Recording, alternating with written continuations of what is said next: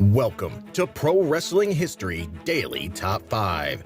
I'm your host, the eclectic gentleman, Stephen Watts, and join me as I count down the top 5 moments for this day in pro wrestling history.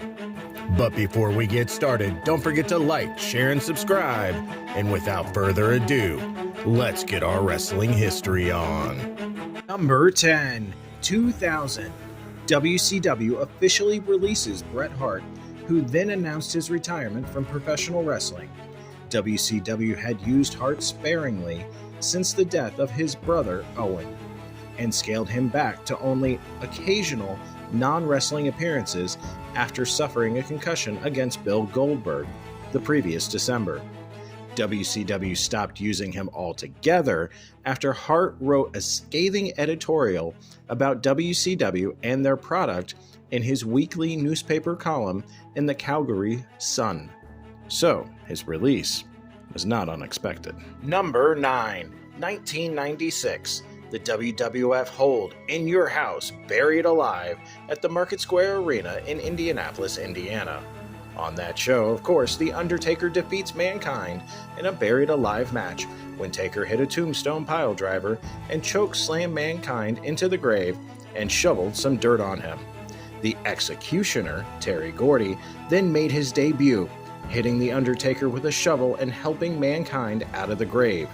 Goldust, Crush, Bradshaw, and Triple H then came out and helped Mankind and The Executioner bury Undertaker completely, filling the whole grave. After they left, a lightning bolt came down and hit the tombstone near the grave, and The Undertaker's arm shot out from the dirt to end the show. Number 8, 1995. Terry Gordy pins Brad Armstrong to win the Smoky Mountain Wrestling heavyweight title. Number 7, 1989. Kerry Von Erich defeats The Punisher, the future Undertaker, in Dallas, Texas to win the USWA Texas heavyweight title. Number 6, 1984. Dusty Rhodes and Manny Fernandez defeat Ivan Koloff and Don Kernodle for the NWA World Tag Team titles in Greensboro, North Carolina. Number 5, 1964.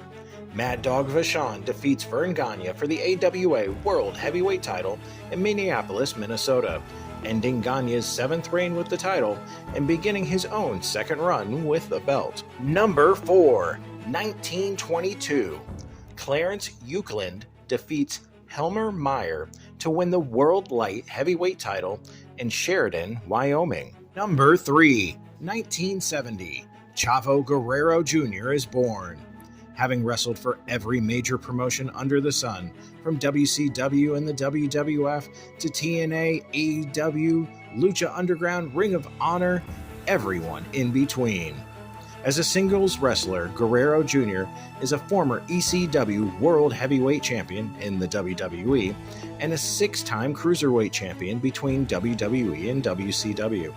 He also achieved success in tag team wrestling, being a 5-time World Tag Team Champion, winning the WWE Tag Team Championships twice with Eddie Guerrero as Los Guerreros, the WCW World Tag Team Championships once with Corporal Cajun of the Misfits in Action, and the TNA World Tag Team Championships twice with Hernandez.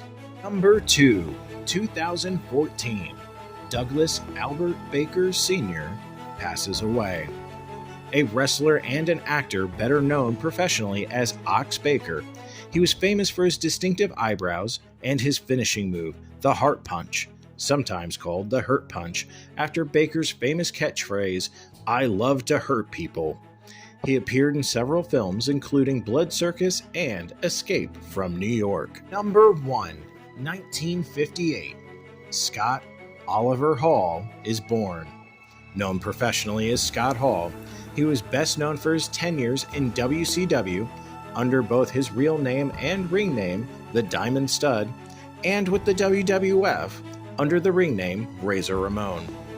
Born in St. Mary's County, Maryland, Hall began his career in 1984 in the AWA. He rose to prominence after signing with the WWF in May 1992, assuming the name Razor Ramon. While within the company, he won the WWF Intercontinental Championship 4 times.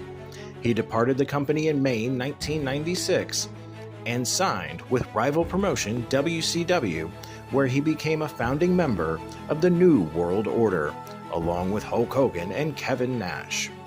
In the company, he became a 2-time WCW United States Champion and a 1-time WCW World Television Champion, as well as a 7-time WCW Tag Team Champion.